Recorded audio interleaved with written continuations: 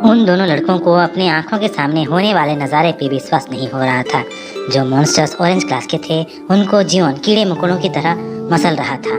Monsters को मारने के बाद जियोन कूद के उन दोनों लड़कों के पास आ जाता है। वो लड़के बहुत ज़्यादा डर जाते हैं। वो सोचते हैं कि ये हमें मारने के लिए आ रहा है। ये दोनों जियोन के फैन ज़रूर थे, पर ये आदमी जियोन है बोल के नहीं जानते थे। उनको लगता है कि ये आदमी टावर के अंदर से आया है या फिर टावर जब टूटा उधर से गुजर रहा था।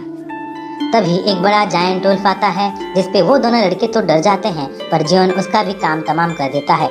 यहाँ तक कि वुल्फ का एनर्जी बीम भी जियोन और जियोन के पीछे खड़े दो लड़कों का कुछ नहीं बिगाड़ पाता। जियोन फिर उन दोनों को देखते हुए बोलता है कि जाओ मेरे लिए कुछ खाने के लिए लेके आओ और कुछ कपड़े भी। फिर वो तीनों चले जाते हैं एक रेस्टोरेंट पे, जहाँ जियोन जम के खाता है और बिल देख के उन दोनों लड़कों का होश उड़ जाता है। उन्हीं दो लड़कों में से एक पूछता है कि भाई तुम क्या उन 12 सेंट्स के डिसाइपल हो, मतलब चेले हो, क्योंकि तुम इतने पावरफुल जो हो। जिस पे जियोन उन लोगों को मना कर देता है। वो बोलता है कि मैं भला उन 12 गॉड्स या उन 12 सेंट्स की गुलामी भला क्यों करूं।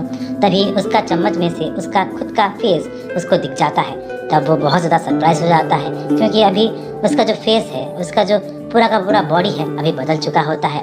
वो अपने आप को मिरर में बस घूरता ही रहता है। यहाँ तक कि उसका कटा हुआ हाथ भी अभी हील हो चुका होता है। वो जब अपने लेफ्ट हैंड में देखता है तो उसको वहाँ पे एक स्नेक का टैटू बना हुआ दिख रहा होता है। तभी उसको बहुत दर्द महसूस होता है, जो हाथों से होके पूरे बॉडी में फैल रहा था। अचानक एक नोटिफिकेशन आता है, तुमने इम्पॉसिबल को पॉसिबल कर दिया, तुमने मौत को जीत लिया, तुम्हें एक न्यू बॉडी मिला है, सारे ताकत सारे एक्सपीरियंस अब इस बॉडी में ट्रांसफर हो रहा है।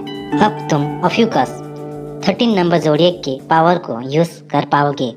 अचानक जियोन अपने आप को एस्ट्रल प्लेन में पाता है, जहां वो ऑफ्यूकस के आमने सामने होता है।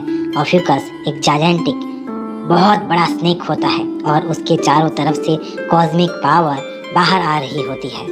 तभी जियोन को होश आ जाता है। वो उन दोनों लड़कों को स्नेक के बारे में पूछता है, जिसपे वो लोग बोलते हैं कि उन्होंने कोई स्नेक नहीं देखा, बस तुम स्नेक स्नेक बोल के इधर उधर भाग रहे थे मिरर लेके। तब जियोन को समझ में आता है कि बस वही है जो इस स्नेक को देख पा रहा था।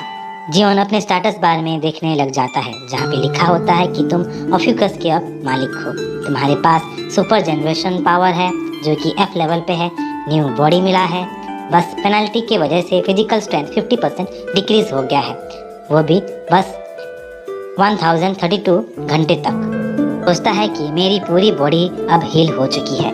12 सेंट्स जो मुझे उस खाई में छोड़ के चले गए थे, उनसे बदला लेने का टाइम आ गया है।